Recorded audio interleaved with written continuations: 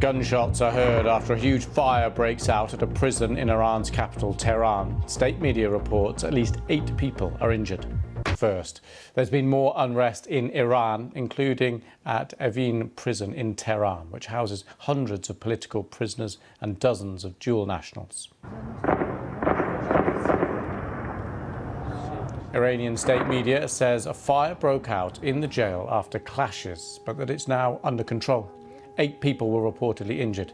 It follows another day of anti-government protests in several cities. Demonstrations began last month in response to the death in police custody of a young woman detained for allegedly not wearing her hijab correctly. The BBC's Duncan Kennedy reports. This is Ardabil, northwest of Tehran, where protesters have started using rocks to take on the authorities. Some are shouting "Death to the Supreme Leader," a slogan heard a lot in recent weeks.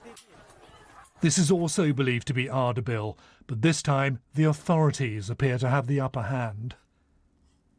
The Iranian government has brutal control of the media, but using a variety of techniques, the BBC has now named a total of 45 people, including children, who've died since the protests began. Many of the demonstrations are still being driven by young women and school children. It's nearly a month since these protests began, following the death in police custody of a 22-year-old woman. Thrilled to welcome Speaking in California yesterday, President Biden said the death of Mahsa Amini has roused deep feelings in Iran. It stunned me what it awakened in Iran. And it's awakened something that I don't think will be quieted in a long, long time. In another development tonight, shots have been heard at Tehran's Evin prison after what state media say has been a riot. The jail has been set on fire. Hundreds of political prisoners and journalists are held at the prison. Duncan Kennedy, BBC News. And with me is our reporter, Azadeh Moshiri. Hi there, Azadeh. So let's take a closer look at what's been happening today. Should we start with the events in the prison? What do we know, if any more, about what's actually gone on there? So the picture isn't completely clear yet, but what state media are reporting is that the fire is under control, that no one was killed, and that at this point about 8 people were injured.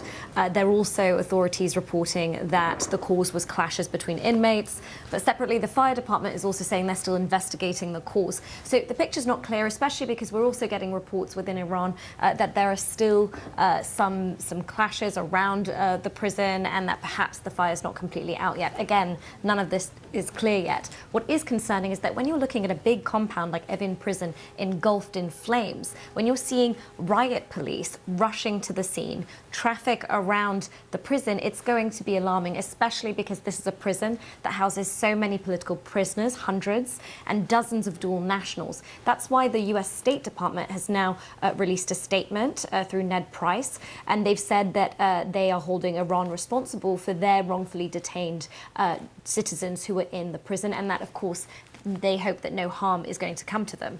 Now, of course, this is also going to worry a lot of the Iranians within the country, people who are rushing to the prison. That's partly why there's so much traffic, apparently, because they're trying to see that their loved ones are safe. And that's, well, the dual nationals in the prison increases the likelihood of international scrutiny, clearly, on what's happened, which clearly many in the regime would be looking to avoid.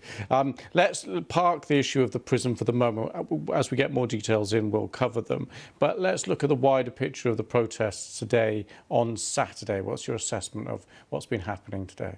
Well, protests have still been widespread, and it's now more than 4 weeks. We're entering the 5th week of protests, and so that's going to be extremely concerning to the government, because when there have been these sorts of widespread protests, like in 2009 or 2019, the last 2 big mass protests, they've used a method that has worked every single time, and that's combining a brutal crackdown on the people of Iran with internet blackouts. But that doesn't seem to be working here, and that's partly because those other protests have been about things like political reforms, electoral issues, the economy, fuel prices.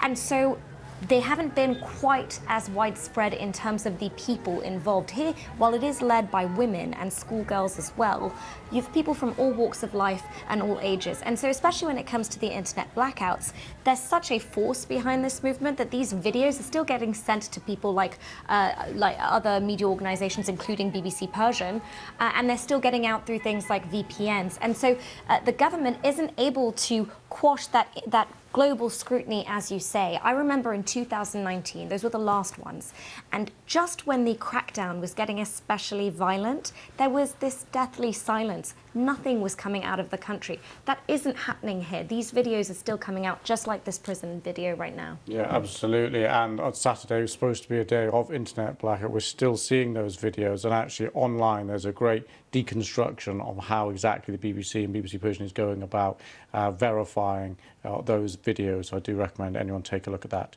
As a day for the moment, thank you very much.